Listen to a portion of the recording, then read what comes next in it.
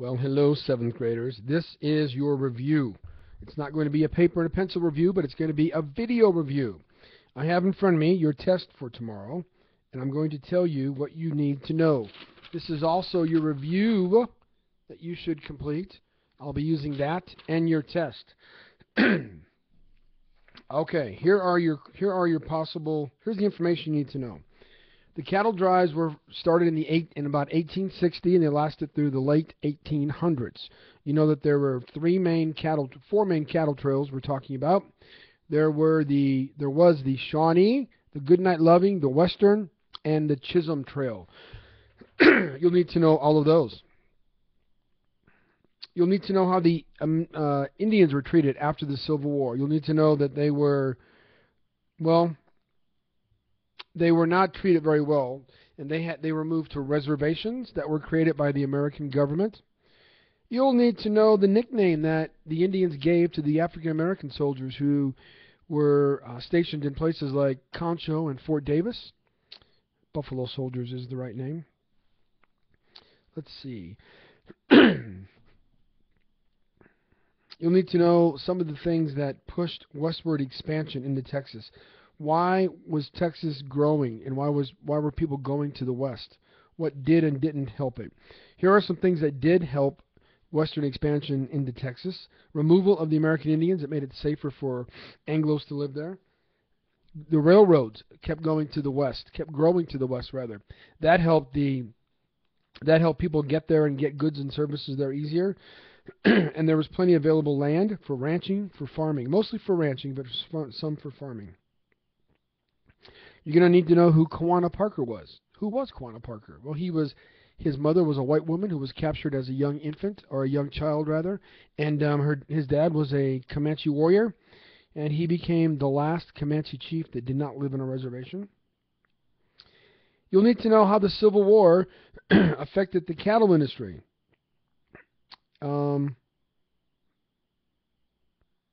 of the big issues of the effect of the cattle industry after the Civil War was the demand for beef grew in the East. So with that, there was a market. There was a huge market, and the only problem was, how do you get the beef to market? And of course, you know, it's through railroads, through driving the cattle on the trails, on these long cattle drives up to the railheads in places like Kansas and Colorado and Wyoming and even Missouri and places even further north than that, sometimes Nebraska, but mostly they were in Kansas and Colorado and Wyoming. Let's see, what else? West Texas, places like Midland, mainly were places for ranches instead of farming, and it was because of the lack of water. You could get water, but you had to dig a well, and it took a windmill. It was hard to irrigate the land. We didn't have these big ways to irrigate. We didn't have these big sprinklers to irrigate the land. So ranching could thrive in western Texas and places like Midland, but it was a little bit harder for farming. So water was a problem, and of course, windmills were a big part of it. Let's see. Mexican American girls, teenage girls, they celebrate what's called the quinceañera. You'll need to know about that. Let's see. You'll need to know about transportation in the 1800s. Of course, we know that cars were not invented or really used much until the 1900s. So you'll need to know that horses and railroads and steamboats had a huge impact on the growth of western Texas and Texas itself. You need to know, let's see, what group, there were groups that were able to adapt to their environment easier than others. The biggest one of those groups is the American Indians. You'll need to know that. You're going to have some readings. You'll have to read and extrapolate information, as that means get stuff out of it. Let's see.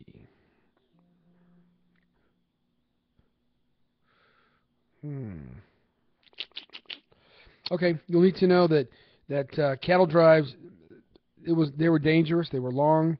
Stampedes were the things that cattle bosses and the cowboys feared the most of anything, were stampedes. You're going to have to be able to read a chart. I'm going to show you what it looks like. You have to be able to read a chart that looks like this. As a matter of fact, I think that is the chart. Can you see it? Or you get a reflection there?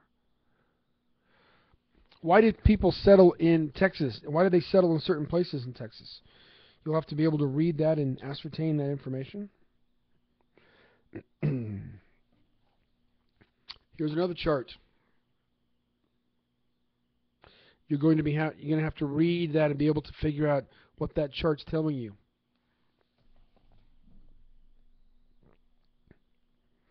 The biggest crop in Texas, the biggest cash crop was and is cotton. Cotton is king. Oh, you're going to need to know a little bit about James Hogg.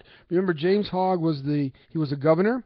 He was very concerned about citizens being treated fairly by businesses and others, and as a result, he set up the Texas Railroad Commission. Let's see. We didn't talk about this a lot, but there was these things called range wars between ranchers and farmers. Barb wire was a big issue. That was caused a lot of fights and angry statements or angry altercations between farmers and between ranchers.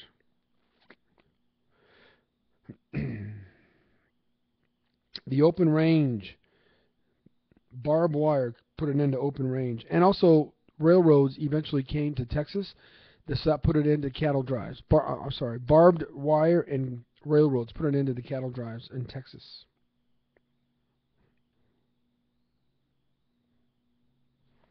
Here's another chart you need to look at and be able to read. These are the major cattle trails in Texas.